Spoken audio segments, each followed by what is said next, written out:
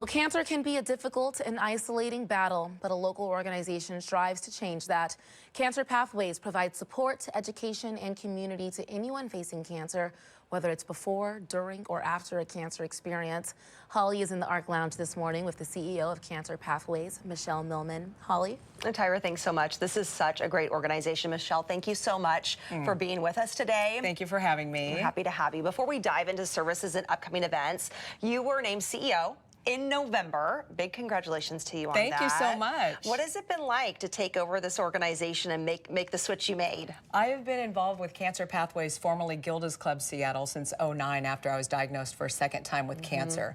So I knew about what they did for the community and for people who have had a cancer diagnosis.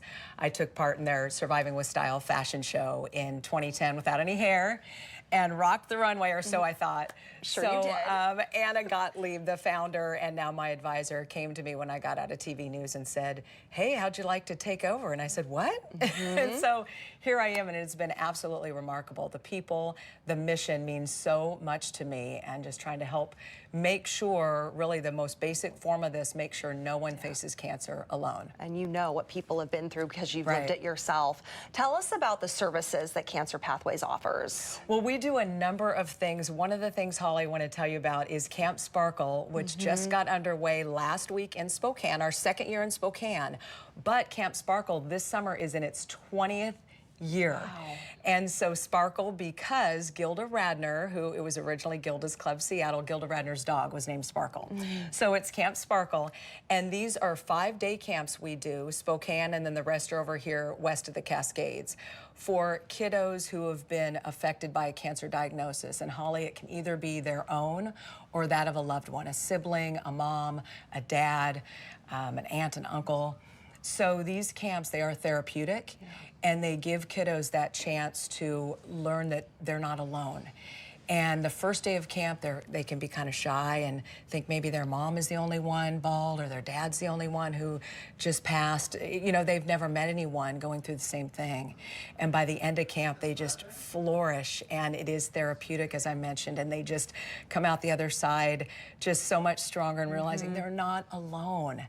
And so our next camp, taking this week off because of the 4th of July holiday, the next one up is Newcastle, the week of July 8th in Bellevue. How many camps do you have, and these go throughout the summer? They go throughout the summer, so we have 5, but I will tell you, Holly, we have a wait list, and so we're looking at, maybe one of my goals will be to maybe have even more camps, maybe in the Whatcom County area, maybe Vancouver, maybe a couple in the same location, because we are waitlisted because kiddos love these so much. And some of our counselors were campers, and they come back to be counselors. Why is it so important to provide these services, especially to our community right now? Well, they are all at no cost, which is great, and a cancer diagnosis really affects the entire family and sometimes the entire community. So to know that people can come somewhere and get support services, we have one-on-one support sessions, we have group sessions for caregivers, for cancer survivors, all that kind of support that we give the community, no cost. And then these camps, and then Holly, we also have a wonderful program, an education program. We go into our schools and we educate students about cancer risk reduction. We usually do this in a health class, doesn't have to be in a health class though, but we are teaching kids and hoping to empower them to change the trajectory of their lives. We teach about vaping, which is an epidemic, HPV. We teach about sun safety, which skin cancer is very high in Washington State, but people think, no, it's not, it's cloudy today. It is. And so we go in there and just hope to change these students' lives. So we're doing this junior high and high school level, and we just think it's so important to hopefully change those students' lives so they don't become cancer patients someday, but then support people who are cancer patients and those families. That's huge, and free of cost as well. Yeah. Absolutely incredible service. Talk a little bit more about the annual Bryce Fisher Golf Tournament, which is coming up. Tell us about that. Well, Holly, I love that you asked that. Because we're no cost for people who need us and our services, we need those fundraisers. So our 17th annual Bryce Fisher Golf Tournament, former Seahawk, and in '05 when he signed with the Hawks, shortly thereafter, Bryce's mom was diagnosed with cancer. So he went to the Hawks and said, hey, I want to give back in some way to a cancer organization. They said, hey, have you heard of Gilda's Club Seattle, now Cancer Pathways.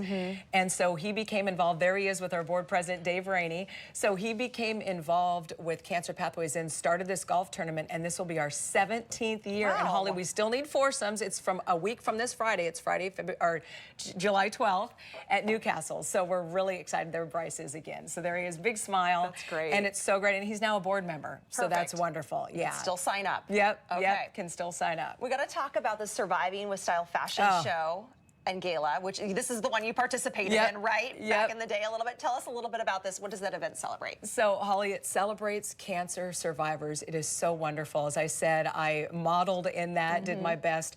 These models every year, men, women, children, every cancer, they are represented on this stage, and it is a night of celebration. Here's the end of the one in October, and I've emceed this, Holly, for years and modeled in it in 2010. And high five everyone is Anna Gottlieb, our founder and now advisor, and there I am in the front. Yeah, and it is such a celebration, and everyone just cheers and hoots and hollers for these. There's a little kiddo, you know, a cancer survivor on stage, and it's I tell you, it's so heartwarming, and that is our premier gala and fundraising event in October. Michelle, on a bigger scale, what are you seeing? Are you seeing an increase in the amount of cancer patients, and not just people coming to you for service, but also in folks in Washington State that are being diagnosed with cancer? Well, Holly, what we're seeing is primarily, you've probably seen this and covered in the news here at KOMO and ARC, is colorectal cancer is hitting people younger and younger. But cancer overall, we are seeing more people reaching out. It started about late fall, right before the holidays, more people reaching out to our support groups for help. And our social workers said they'd never really seen anything like this, people reaching out, and they thought maybe holidays. Well, it's continuing on through the spring and now the start of summer. So our support groups are needed now more than ever, and we're expanding all the time. One of our social workers just said, I'm starting another group right now. And he's also someone, side note, who is a former writer for Saturday Night Live, and he's a comedian.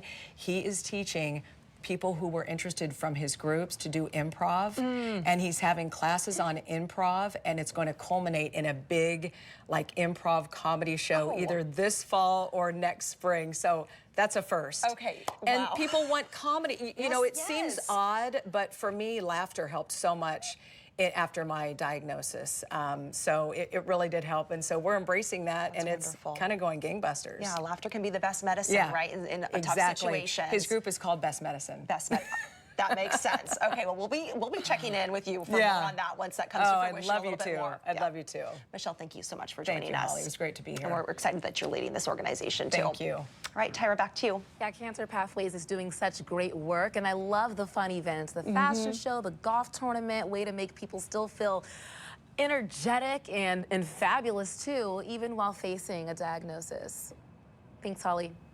If you'd like more information on Cancer Pathways and the upcoming events Michelle discussed, we made it easy for you. Just scan the QR code on your screen, and that'll take you directly to komonews.com/hotlinks. From there, you'll find a link to the Cancer Pathways website.